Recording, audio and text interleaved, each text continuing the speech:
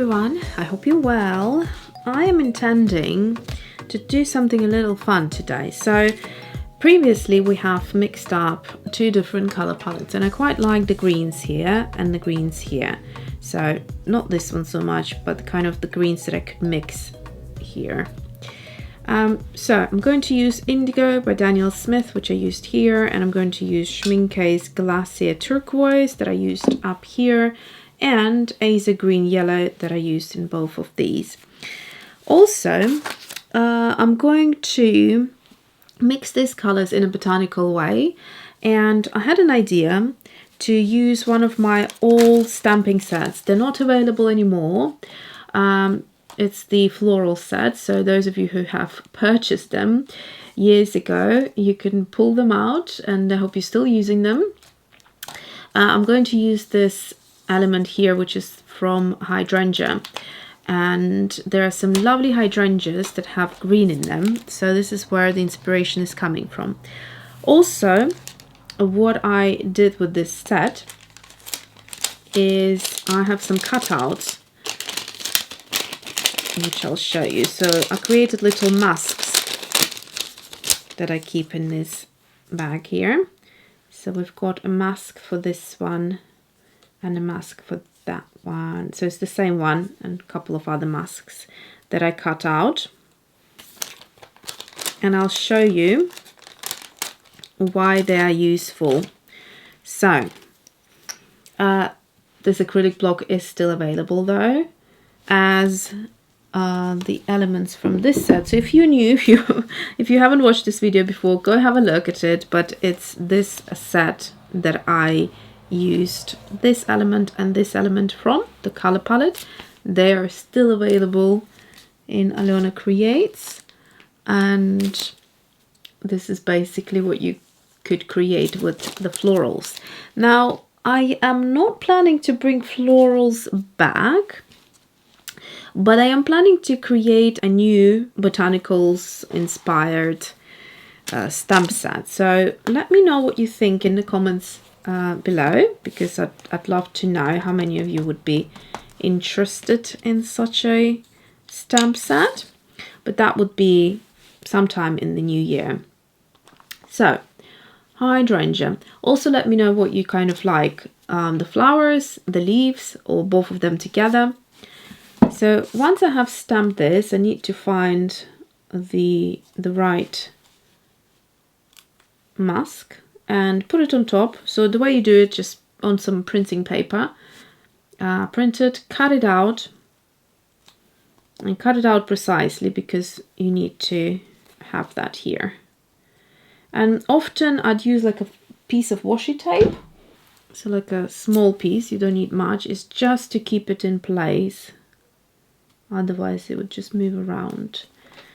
So once you do that, then stamp the next flower, rotating it slightly around, and you can stamp it here like so. And then you could add another mask like that.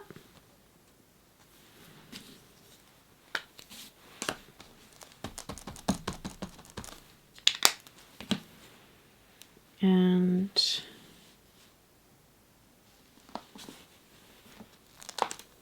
just carry on sort of building Hydrangea, because if you know, it sort of has loads and loads of dense flowers.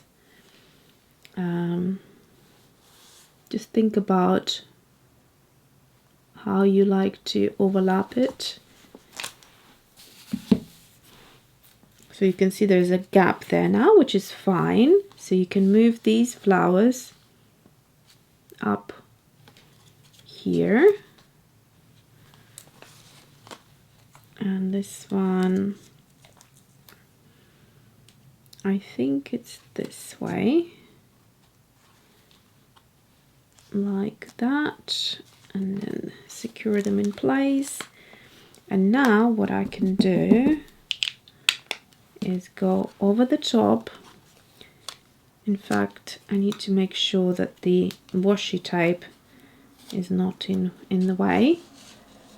I'm just going to show you what to do if you have a gap like this and you don't want there to be a gap. What you do is mask it up here like that, and now just go over it like so. That way you don't have a gap anymore because you put the petal underneath there, if that makes sense. So I think I'll leave it at that. That will be probably enough, but you can build the whole head of hydrangea like this to make it a bigger flower. I'm just going to show you a few examples here. So now let's see what we can do with the mixing. So I'm going to probably just squeeze out a tiny bit. In fact, I still have some of this glacier blue and the indigo in this other tray, so I'll try to use it up if I can. So here we have the Azo green yellow. Lovely color to be used on its own, but if you wanted to add a little bit of something to it, here's what I would do. Just go into the glacier blue and immediately that shifts it to a gold green that's a lot more juicier. So then I can start adding it onto the petals.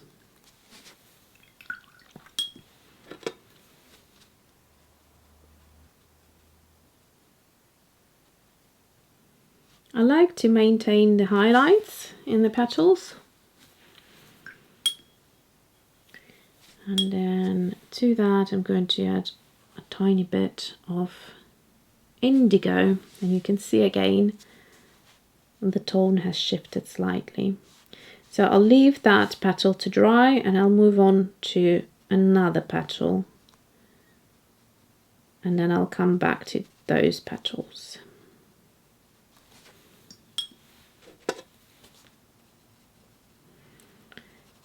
I forgot how good these floral stamps are, and actually some people emailed me on Etsy to ask about it, and I actually remembered, yes, I do have a really good stamping set, but I'm just not planning to bring it back as it is. But I want to just think of new designs, you know, something fresh. And a lot of you seem to like my botanical illustrations, so I thought, why not updating it? It'll be completely new, so it won't be the same thing, just updated, but okay. New stamping set, but with similar idea. And then I'm going to go back in.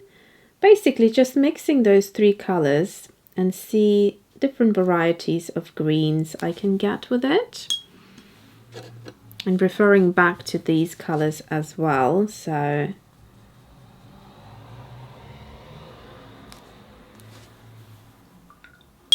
this one is quite dark at the minute, it's standing out a little bit. So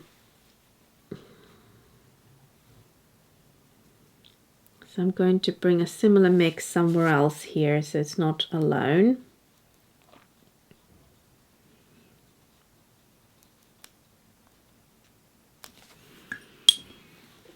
Like that.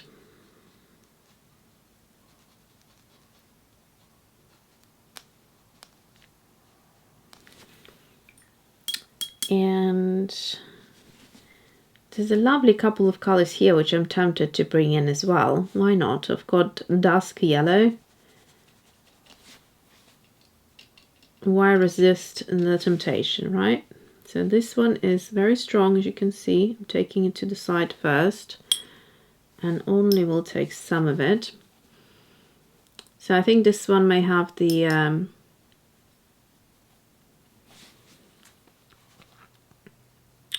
what is it called, moss black in there. the PBK11, if I remember correctly. And that will create a lovely granulation, and sometimes also likes to separate pigments as well. So we'll see what happens, because different times of the year the hydrangea looks different, and yeah, it's a good thing to play around with the colors. Oh, I love what's happening here. There's some lovely separations happening. I'll show you a close-up later as well, but for now I'm just enjoying the process.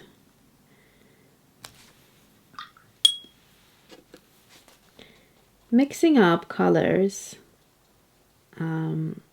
yourself can be not only very valuable because you're learning about color theory and you become more confident, but it can be a lot more interesting. So for example, what I have here is very similar to Undersea Green, a famous color by Daniel Smith, but at the same time you can create your own versions of colors.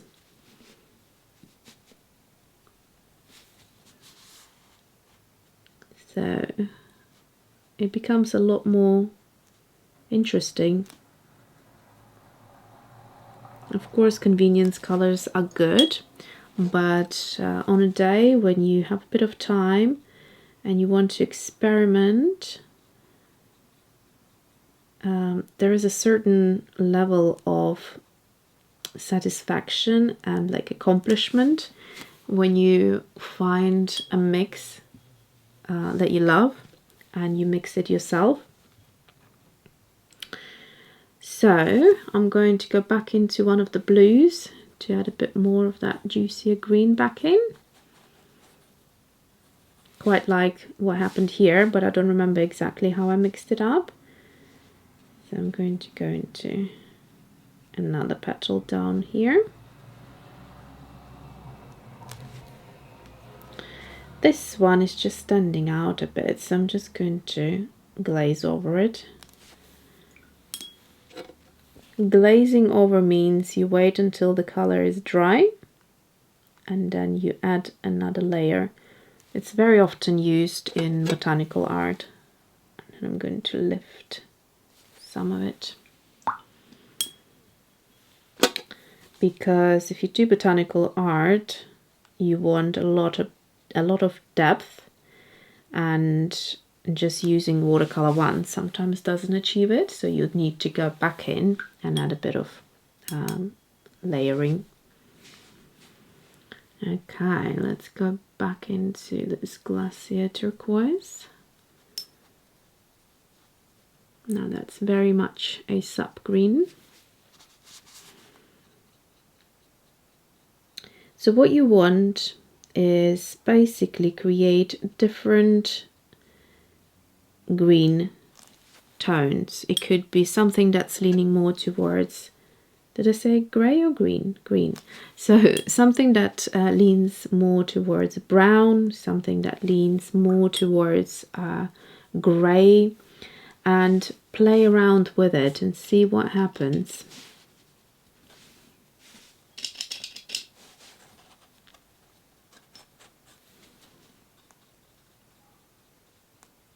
The more variety there is, the more interest. Also, minimizing your colors. Stepping away from a rainbow vomit, pardon my French, is a good idea, because I believe good art starts with a good, well thought through color palette. Also notice how I have stamped this image with a light colored ink. Now, those of you that are frequently watching my channel know this, and I sound like a broken record, but those of you that are new, I highly recommend using stamps with a lighter ink, which makes it a lot more towards art, like it leans it towards art rather than craft, in my opinion. There are situations where black ink does help, don't get me wrong, but more often than not, I find that things that are stamped look a lot better in lighter ink, because then it's about your art rather than the stamp. When you stamp with black, it's the stamp that stands out. But the way I like using stamps and designing them is so that we can continue creating just with a little bit of a help, rather than it making it all about the stamp. I hope it makes sense. So I'm having a blast of a time, I have to say. All these greens are just gorgeous, really, really delicious. Let's see, let's do this petal. It has dried up here.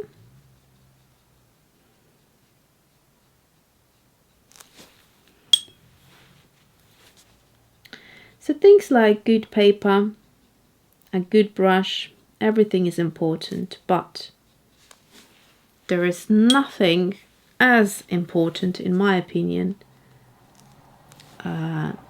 than a color palette. A good, well-balanced color palette, because you may have lovely brushes, you may have great paper that you spend a ton of money, but if you have no idea what you're doing with colors, the thing is, it will just be, in my view, a waste of money spending all of that on good tools. There is an expression, all the gear, no idea. Sometimes I feel like that about certain creators here on YouTube, let's just say it that way. But yeah, I really highly appreciate creators who put a lot of thinking into their color palettes, and one of them I always like to mention is Natasha Newton. I think her color palettes are just to the point, very modern, very sophisticated, where, you know, you would enjoy looking at something.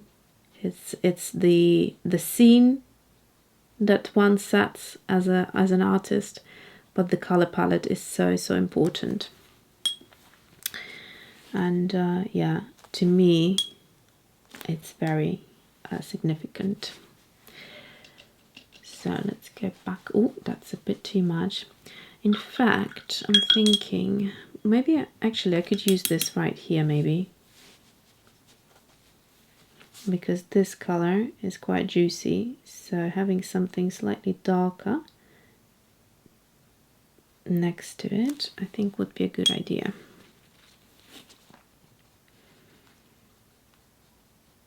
So in essence, if I wanted this to be quite precise and, you know, spend even more time doing this, I would think about shadowing, which petal lays under which I shall say, which other petal. So when they're overlaying, for instance, here and there, I could go over it and create more detail and more depth to it. And that's when glazing comes in quite handy. But for today's purpose, or the purpose of today's exercise, is to mix up different greens. And I think once you get that going and understand what you need to do to change up your color slightly, whether it be green or any other color, you'll be in a much better creative place. You'll feel like, you know, when you learn swimming and as a child you first time swim without the floaters. To me that's a good comparison. Once you got the color palette nailed, or at least more confident, it will feel so different.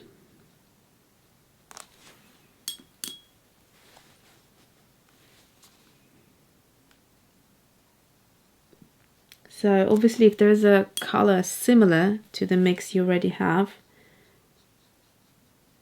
make sure you don't put it next to that petal, or change the color up a little bit more.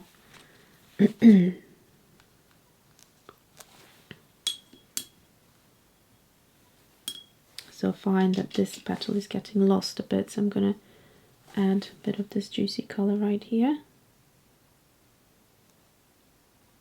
like that. And then the last one right here, I'll probably go again with this juicy mix up. I really like this Hazel Green Yellow by Rembrandt. Such a good color on its own as it is, and also in mixes, especially green mixes. And having said that, it created loads of lovely oranges as well. So let me give you a nice little close-up. And those are the lovely greens that we mixed up using these sort of color wheels here from the session before. And I particularly like this petal right here. I think it's gorgeous. There's lovely pigment separation happening. Also here and there. There's some petals that the pigment separation is quite strong, and the blue is coming out a little bit too strong here for me. But in areas like this, it's beautiful here. And for hydrangea, it's exactly what you want. Actually, the more texture, the better, because the petals are quite thick. They have this sort of like a leathery feel to them, and it's a good depiction of hydrangea leaves or petals, not just to have a flat color lay, but actually have some texture. So I hope you enjoyed this video, and thank you for watching. Let me know about your thoughts on the botanical stamp set, and I will see you soon. Thanks for watching.